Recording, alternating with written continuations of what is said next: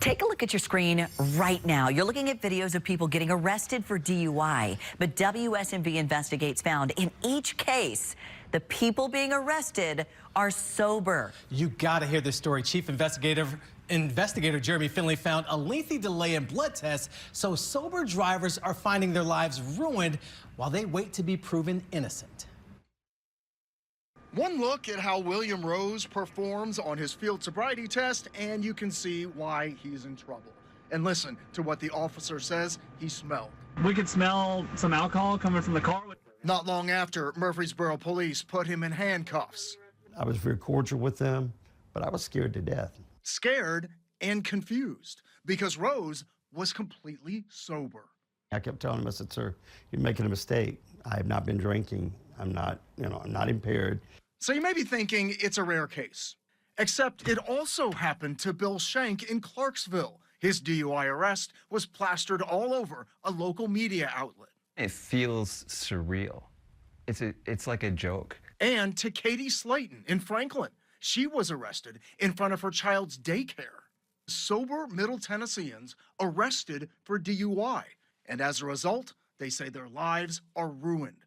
Not just because of the public stigma, but because a WSMV4 investigation found they have to wait months for blood tests to come back from the state of Tennessee, showing they were sober. As Rose waited for his blood test results, he lost his job, his insurance, and racked up hefty legal fees. We lost close to $30,000 between legal fees and impound fees. Slayton, who was charged with DUI and felony child neglect, had her child removed by DCS for 9 weeks. They have traumatized my son. They have traumatized me. Shank says while months passed by, so did jobs. I lost 2 job opportunities because when you do my name and my city, my mugshot comes right up. It's not a flattering portrayal. Attorney Bernie McAvoy's client was arrested by Goodlettsville police for DUI and was completely sober. This particular client had to wait 8 months for that chemical test to prove that he had not consumed anything at all. But hold on, you may be thinking, didn't all these people fail field sobriety tests? Well, our investigation found completely sober people can perform badly, especially if they have health issues. Remember that Rose clearly couldn't walk a straight line? I have struggled with balance. I've been bow-legged most of my life, so I've struggled with balance for a long time. Slayton says she was so traumatized about doing a field sobriety test while police took her child away into the daycare that she performed badly. And Shank says his ADD makes it hard for him to follow directions. When your whole mind is like, this isn't real, it's like a dream. It's like Charlie Brown's teachers talking to you.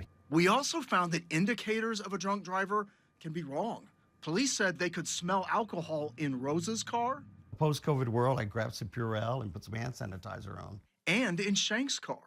Said the car smells like alcohol. But Shank is an Uber driver, and at the time he was arrested, his passenger in the back seat had been drinking.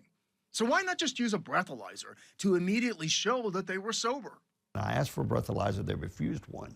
They said, we don't do them in Murfreesboro. In fact, many police departments no longer use breathalyzers. A spokesman for Murfreesboro Police say they find blood tests to be more accurate.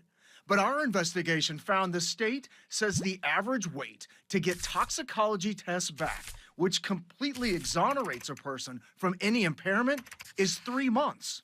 But we found that's not what happened in these cases. Both Rose and Shank had to wait nearly twice that long, almost 6 months. And Slayton waited 8 months. Is that acceptable? No, that's not acceptable. Jennifer Hall is the regional administrator of the TBI Crime Lab. There are times that our turnaround time was not acceptable. Hall says there's a backlog of alcohol and toxicology blood tests. The amount of cases simply outnumbers the staff able to quickly process them. They've hired more scientists this year and say turnaround is improving. Anytime someone's life is impacted by waiting on a result, that's a lot. And I think we want to improve. We want to do better. I feel like we're going in the right direction. Rose says the direction of his life fell, awaiting proof of his innocence. I didn't even get an apology letter from Murfreesboro Police Department, you know, saying, hey, yeah, we goofed up, we messed up. And this has destroyed my life. Okay, all the people we profiled had their charges dismissed.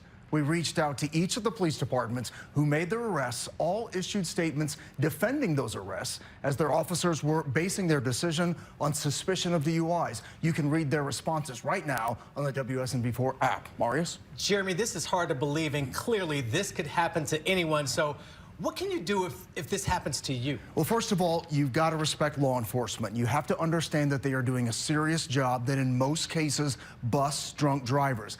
But you got to be frank with them. Do you have medical issues? Do you have health problems? Anything that may cause you to fail a sobriety test. You need to disclose that. And if you are arrested and given the blood test, you can email the TBI and make frequent requests for updates. We got a lot more to investigate on this, but for now, that's what we've got uncovered so far. Marius? Jeremy Finley, thank you so much.